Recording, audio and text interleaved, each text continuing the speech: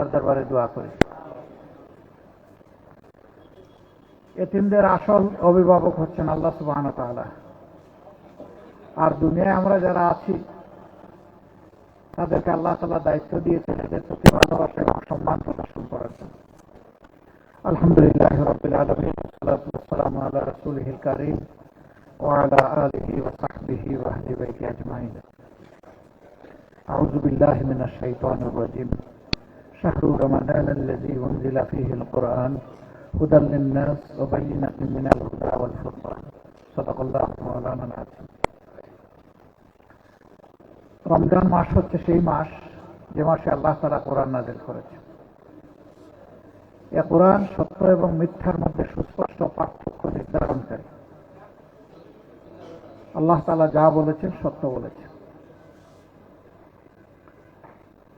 সম্মানিত বন্ধুগণ, আল্লাহ তাবারক ওয়া তাআলার শুকরিয়া আদায় করি। রজব মাস আসার সাথে সাথে রাসূল আকরাম সাল্লাল্লাহু আলাইহি ওয়াসাল্লাম মহান রবের দরবারে বিগলিত চিত্তে দোয়া করতেন, আল্লাহুম্মা বারিক লানা ফি রজব ওয়া শাবান ওয়া বাল্লিগনা রমাদান। আল্লাহ, তুমি এই রজব এবং আগত শাবানের বরকত দাও আর রমজান পর্যন্ত হায়াত আমার পৌঁছে দাও। আলহামদুলিল্লাহ, আল্লাহ তাআলা আমাদেরকে রজব দিয়েছেন, শাবান দিয়েছেন। আল্লাহ তাআলা রজব এবং শাবানে তার মাবরুর বান্দাবান্দিকে যত নিয়ামত দান করেছেন, আল্লাহ যেন মেহরবানি করে আমাদেরকে তাই দান করে। আলহামদুলিল্লাহ, আল্লাহ তাআলা আমাদেরকে অন্তত এই রমজানটা পর্যন্ত পৌঁছে দিয়েছেন। আজকে প্রথম রমজান। এই মাসের গুরুত্ব সম্পর্কে আল্লাহ তাআলা কালামে হাকিমে বর্ণনা করছেন যে রমজান সেই মাস যেই মাসে আল্লাহ কোরআন নাযিল করেছেন। এই কোরআনটা কি? কোরআন হচ্ছে হিদায়া। হিদায়া কি? হিদায়া হচ্ছে আপনি কোন পথ ধরে চলবেন, কোন কাজ করবেন, কোন কাজ করবে না, যে গাইড বুক এটা আপনাকে বলে দিবে, এটার নাম হচ্ছে হেদায়া। এই হেদায়াত আল্লাহ তাআলা যেদিন মানব সৃষ্টি করেছেন সেই দিন থেকেই দান করেছেন। প্রথম হেদায়াত কিতাবটা কি ছিল মানুষ জানে না, কিন্তু প্রথম নবী কে ছিলেন এটা সবাই জানে। আল্লাহ তাআলা যাকে প্রথম মানুষ হিসেবে পয়দা করেছিলেন, হযরত আদম আলাইহিস সালাম, তিনি প্রথম মানুষ এবং প্রথম তাকে আল্লাহ তাআলা হেদায়েতের গ্রন্থ দিয়েছেন। এটা কালামে হাকিমে কোরআন শরীফে এটা আছে যে তার জন্য হেদায়েত দান করেছেন, করে বলেছেন যারা এটা মানবে তারা মুক্তি পাবে, যারা মানবে না তারা শাস্তি পাবে। কিন্তু আল্লাহ তাআলা যখন আদম আলাইহিস সালামের সত্তা পয়দা করলেন, তখন সমস্ত ফেরেশতাদেরকে তলব করেছেন, ওয়াইয ক্বালা রাব্বুকা লিল মালাইকাতি ইন্নী জাইলুন ফিল আরদি খলিফা। আল্লাহ আমাদেরকে স্মরণ করিয়ে দিয়ে বলেন, তোমরা স্মরণ করো সেই সময়ের কথা যখন আল্লাহ তাআলা ফেরেশতাদেরকে তলব করলেন, একত্রিত করলেন আর তাদের সামনে এলান দিলেন, ঘোষণা দিলেন যে দুনিয়ায় আমি আমার খলিফার জাত পয়দা করতে যাচ্ছি।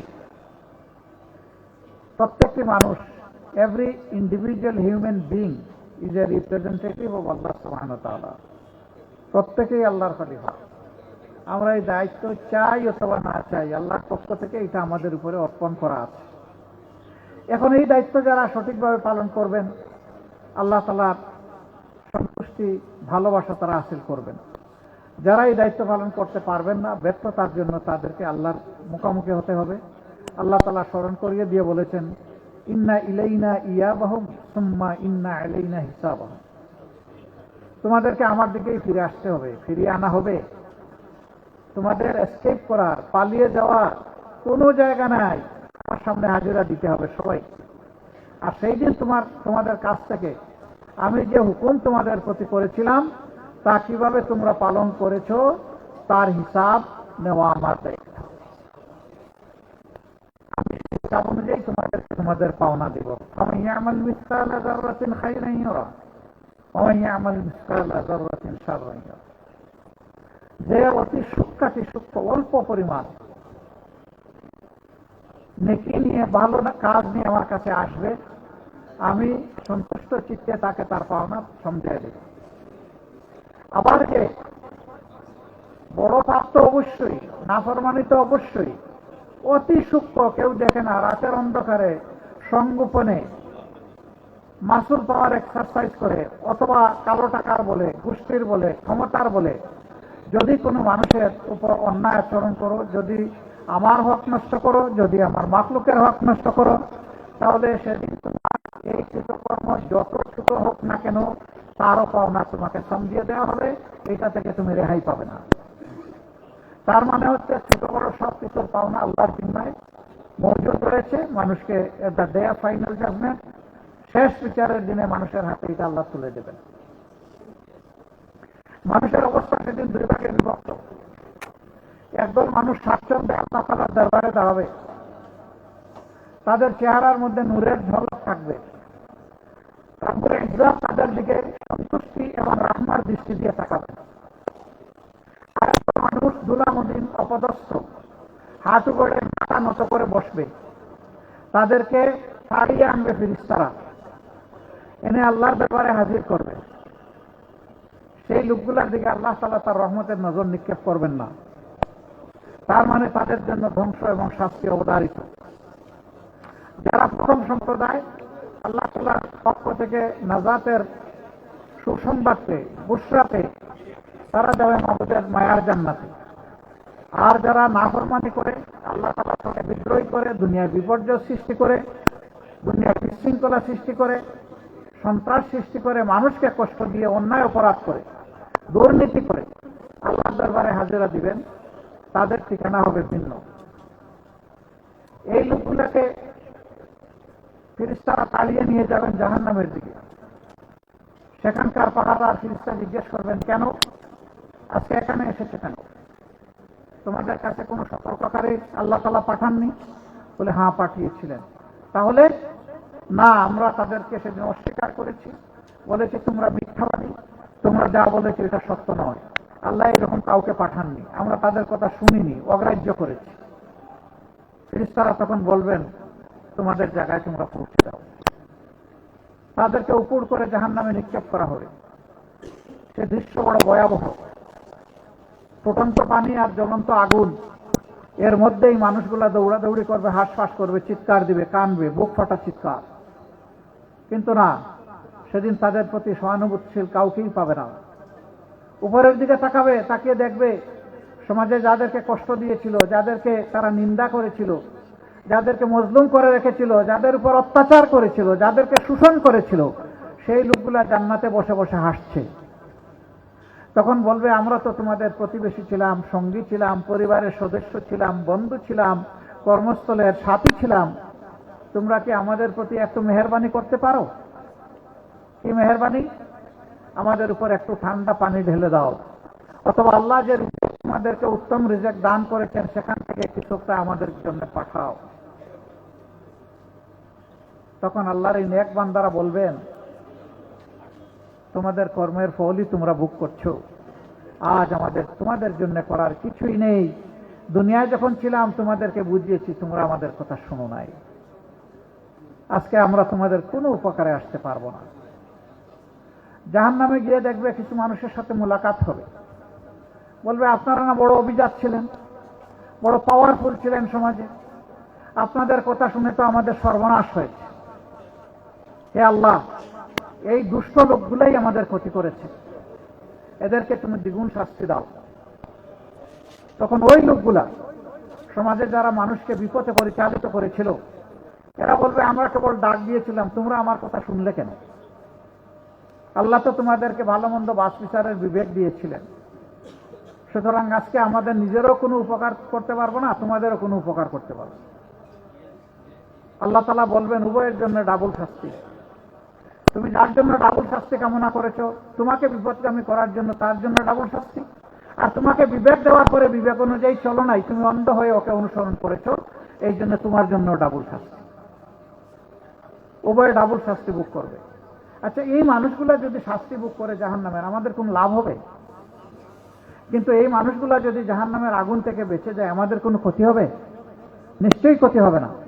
মহান আল্লাহ তাআলার দরবারে দোয়া করি, আল্লাহ যেন অন্তত আমাদের এই জমিন, এই ওয়াতন, এই দেশের সমস্ত মানুষগুলোকে তার নিয়ামত ভরা হেদায়েত দান করে, এবং তার অংশীদার যেন আল্লাহ আমাদেরকেও করেন, আমাদেরকেও যেন হেদায়েতের এই নিয়ামত থেকে আল্লাহ বঞ্চিত না করে। আল্লাহ যদি সমস্ত মানুষগুলোকে হেদায়েত মানে ন্যায়পথের দিশা, এটা যদি সবাইকে আল্লাহ দিয়া দেন, আমরা বড় খুশি হব। একটা সংসদ নির্বাচন হয়েছে, এখন শাসকের কাজ কি? আল্লাহ তাআলা এটা আমাদেরকে স্মরণ করিয়ে দিয়েছেন। আর আমাদের খতিবগণ, ইমামগণ প্রতি জুম্মায় সেটা আমাদেরকে স্মরণ করায় দেন। ইন্নাল্লাহা ইয়া'মুরুকুম বিল আদলি ওয়াল ইহসান। আল্লাহ তোমাদেরকে নির্দেশ দিচ্ছেন, হুকুম দিচ্ছেন, তোমরা মানুষের জন্য ন্যায় বিচার কায়েম করো এবং মানুষের প্রতি তোমরা সহানুভূতিশীল হও, সর্বোচ্চ সহানুভূতিশীল হও, ইহসান করো। ওয়া ইতাইযিল কুরবা, আর যারা তোমাদের আপনজন তাদের হক তাদেরকে দাও। ওয়া ইয়ানহা আনিল ফাহশা ওয়াল মুনকার, আর সমাজে যত অপকর্ম আছে, নির্লজ্জতা আছে, এগুলা রুখে দাও, ঠেকিয়ে দাও, বন্ধ করে দাও। ওয়াল বাগ, বেশরমি যত কাজ আছে, বকিয়ে যাওয়ার যত ব্যাপার আছে, সেগুলা থেকে মানুষকে বুঝে তোমরা বিরত রাখো। আমরা আমাদের সরকারের কাছে তাই প্রত্যাশা করি। দেশবাসীর পক্ষ থেকে আমরা সরকারকে অনুরোধ জানাবো, আল্লাহ তাআলার এই বিধানের প্রতি আপনারা, সংখ্যাগরিষ্ঠ এই মুসলমানের দেশে আমরা আশা করব আপনারা সম্মান প্রদর্শন করবেন। যদি আপনারা আল্লাহর বিধানের প্রতি সম্মান প্রদর্শন করেন, তাহলে আল্লাহ তাআলা আপনাদেরকে সম্মানিত করবেন। কিন্তু যদি আপনারা এ পথে না হাঁটেন, তাহলে দেশের ক্ষতি হবে, আপনাদেরও ক্ষতি হবে। আমরা মন গড়া কোনো কথা বলছি না, মাবুদের বিধান অনুযায়ী আপনাদেরকে আহ্বান জানাচ্ছি। আমরা এই দেশকে ভালোবাসি, দেশের মানুষকে ভালোবাসি। আপনারা ওই দেশের নাগরিক, আমরা ওই দেশের নাগরিক। আমরা প্রত্যেকটি নাগরিককে সম্মান করার পক্ষে, ভালোবাসার পক্ষে। আসুন একটা ভালোবাসার পরিবেশ আমরা সমাজে সৃষ্টি করি। হিংসা, হানাহানির, দলীয় সংকীর্ণতার রাজনীতির গণ্ডি থেকে আমরা বের হয়ে আসি। আজকে পবিত্র এই রমজানের দিনে আমি আহ্বান জানাবো, শুধুমাত্র দলীয় পরিচিতির কারণে আল্লাহর একজন বান্দা কিংবা বান্দি যেন জুলুমের শিকারে পরিণত না হন। এটা যদি করা হয়, এটা হবে ইতিহাসকে অগ্রাহ্য, অমান্য, অশ্রদ্ধা করার শামিল। অতীতে যারা যে যুগে যখন এটা করেছেন, তারা ঠিক মতোই আল্লাহ তাআলার পক্ষ থেকে পাওনাটা তারা বুঝে পেয়েছেন। আমরা আশা করব সরকার আল্লাহ তাআলার সন্তোষভাজন কাজগুলা করবে। যে কাজে আল্লাহ তাআলা অসন্তুষ্ট হন, সেই কাজ থেকে নিজেরা বিরত থাকবে এবং দেশবাসীকে রক্ষা করার তারা চেষ্টা করবেন। সম্মানিত সুধীমণ্ডলী এবং আইতাম বৃন্দ, দল হিসাবে আমরা আল্লাহ তাআলার কাছে দোয়া করি, আল্লাহ তাআলা যে কারণে রোজা আমাদেরকে উপহার দিয়েছেন, তার সঠিক শিক্ষা এবং বারাকাত যেন আমরা পাই, এবং এদেশের মানুষ যেন পায়, সমস্ত রোজাদাররা যেন পায়। আল্লাহ তাআলা এই রোজা আমাদের জন্য ফরজ করেছেন। আমাদের পূর্বপুরুষদের উপরে, অন্য নবীগণের উপরেও রোজা ফরজ ছিল, তাদের উম্মতের উপরে ফরজ ছিল। কেন? আল্লাহ তাআলা বলেছেন লাআল্লাকুম তাত্তাকুন।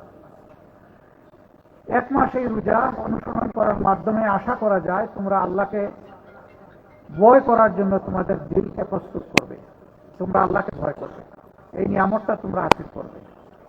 যে মানুষ আল্লাহকে ভয় করে, দুনিয়ার কাউকে তার ভয় করার কোনো প্রয়োজন নাই, প্রশ্নই উঠে না। এবং যে মানুষ আল্লাহকে ভয় করে, সেই মানুষ যেমন আল্লাহর হকের ব্যাপারে সচেতন থাকে, তেমনি ভাবে সমস্ত মানুষের হকের ব্যাপারে, মাখলুকের হকের ব্যাপারে, সৃষ্টির হকের ব্যাপারে সচেতন থাকে। আর যে আল্লাহকে ভয় করে না, সে তিনি নারী হন, পুরুষ হন, যে কোনো কর্ম করতে পারে। এটা ভালো হইতে পারে, মন্দ হইতে পারে, এটা সুকর্ম হইতে পারে, এটা অপকর্ম হইতে পারে। সুতরাং আল্লাহ তাআলার দরবারে দোয়া করে আল্লাহ তাআলার ভীতির, ভয়ের, তাকওয়ার এই অলংকার আল্লাহ যেন আমাদেরকে দান করেন। সম্মানিত সুধী মণ্ডলী, এই রমজান মাসেও বিভিন্ন জায়গা থেকে বিভিন্ন দুঃখ, ব্যথা, বেদনা, মজলুমের হাহাকার, চিৎকার আমাদের কাছে পড়ছে। আমরা নবগঠিত সরকারের কাছে অনুরোধ জানাবো, আমরা একটি দায়িত্বশীল বিরোধী দল হিসাবে দেশকে সামনের দিকে এগিয়ে নিয়ে যাওয়ার জন্য ন্যায় এবং সত্যের পথে, সুবিচার কায়েমের পথে, দুর্নীতিমুক্ত সমাজ গঠনের পথে, মানবিক সমাজ গঠনের পথে আমরা আপনাদের পাশে থেকে আপনাদেরকে সর্বাত্মক সহযোগিতা করতে চাই। এখন এই সহযোগিতা নেওয়া আপনাদের দায়িত্ব, কিন্তু যদি এর বিপরীত কিছু হয়, আল্লাহ রাব্বুল আলামিন যেন আমাদেরকে সামর্থ্য দান করেন, আমরা যেন 18 কোটি মানুষের পক্ষে থাকতে পারি, আমরা যেন আল্লাহর বিধানের পক্ষে থাকতে পারি। এখানে আমরা কোনো আপোষ করতে পারবো না। আমাদের রাজনীতি আমাদের জন্য নয়, আমাদের এই রাজনীতি মানবতার জন্য। মানুষের ক্ষতি হবে আর চুপ করে আমরা বসে থাকবো, এটা আমাদের জন্য অসম্ভব। আমরা অনেক বেশি লোড হয়ে গেছে, বা একটু উঠে দেন। আমরা চেষ্টা করব এরকম কিছু দেখলে সরকারকে দৃষ্টি আকর্ষণ করতে। তারা যদি শুধরিয়ে নেন, আমরা অন্তর থেকে তাদের জন্য দোয়া করব। আমাদের পরামর্শ গ্রহণ করার জন্য আমরা তাদেরকে ধন্যবাদ জানাবো, এবং সেই ভালো কাজে আবার বলছি আমরা তাদের সঙ্গী হব। কিন্তু যদি তারা না করেন, আমরা সংসদে এবং জনগণের কাতারে দাঁড়িয়ে আমরা কিন্তু প্রতিবাদ করব। যেখানে সম্ভব, যেখানে প্রয়োজন, জাতির স্বার্থে সেখানে প্রতিরোধ গড়ে তুলব ইনশাআল্লাহ। তবে আমরা চাই না ওই পর্যন্ত যাওয়া লাগুক। আমরা চাই সরকারি দল, বিরোধী দল মিলেমিশে উদার মানসিকতা নিয়ে প্রত্যেকটি নাগরিককে সম্মান করে তার অধিকার যেন আমরা নিশ্চিত করতে পারি। উভয়ে মিলে আমরা সেটাই আশা করি এবং সেটাই আমরা করব ইনশাআল্লাহ। কিন্তু আমরা একা চাইলেও সব হবে না, প্রধান দায়িত্বটা হবে সরকারি দলের। আমাদের পক্ষ থেকে আগেও বলেছি, আরেকবার আজকে এই প্রথম রমজানের দিন আমরা বললাম, আল্লাহ তাআলা আমাদের এই অঙ্গীকারের পর আমাদেরকে টিকে থাকার তৌফিক দান করুন। আজকে যারা এখানে কষ্ট করে এসেছেন তাদের সকলের প্রতি আমার অনুরোধ, মাদ্রাসায় যারা লেখাপড়া করেন তারা বড় সৌভাগ্যবান, তারা কোরআন হাদিস নিয়েই চর্চা করেন। কিন্তু আমার মতো যারা আছে, এই সুযোগ যারা পাই নাই, তাদের প্রতি আমার অনুরোধ, কোরআন নাজিলের এই মাসে প্রতিদিন যদি এক পারা করে বাংলা অর্থ সহ কোরআনটা আমরা পড়তে পারি, আমরা উপকৃত হব, আমরা হেদায়েতের দিশা পাবো ইনশাআল্লাহ। এরপরে আরো চর্চা করেন, আরো গভীরভাবে অনুসন্ধান করেন, তা আরো আপনার কপাল খুলবে। এই কোরআন নাজিলের মাসে কোরআনের সাথে আমরা যেন বন্ধুত্বের সম্পর্ক গড়ে তুলতে পারি, আল্লাহ তাআলা আমাদেরকে এই তৌফিক দান করুন। বাকি জিন্দেগি কোরআনকে বুকে ধারণ করে কোরআনের শিক্ষাকে গ্রহণ করে আমরা যেন পথ চলতে পারি, আল্লাহ এই তৌফিক দান করুন। এই কোরআনকে বুকে নিয়ে যেন দুনিয়া থেকে বিদায় নিতে পারি। বর্তমানে কোরআন যেন আমাদের সঙ্গী হয়। আদালতে আখেরাতে কোরআন, রমজান এবং রাসূল করিম সাল্লাল্লাহু আলাইহি সাল্লামের শাফায়াত যেন আমাদের নসিব হয়। মহান মুবিদ্দার দরবারে এই আরজ রেখে আপনাদের সকলকে আমাদের দাওয়াতে সাড়া দিয়ে এখানে আসার জন্য আন্তরিক কৃতজ্ঞতা এবং ধন্যবাদ জানিয়ে, বিশেষ করে আমার এতিম বন্ধুদের জন্য দোয়া করি, এদের প্রত্যেকের ভিতর থেকে আল্লাহ যেন মণিমুক্তা বের করে আনেন। তারা যেন ভবিষ্যতে এই দেশ গড়ার গুরুত্বপূর্ণ অবস্থানে থাকে, তারা পরিবার, দেশ, জাতিকে যেন তারা সম্মানিত করতে পারে, উজ্জ্বল করতে পারে। আল্লাহ যেন তাদেরকে সেইভাবে কবুল করেন, সামর্থ্য দান করেন। সুবহানাকাল্লাহুম্মা ওয়া বিহামদিকা আশহাদু আল্লা ইলাহা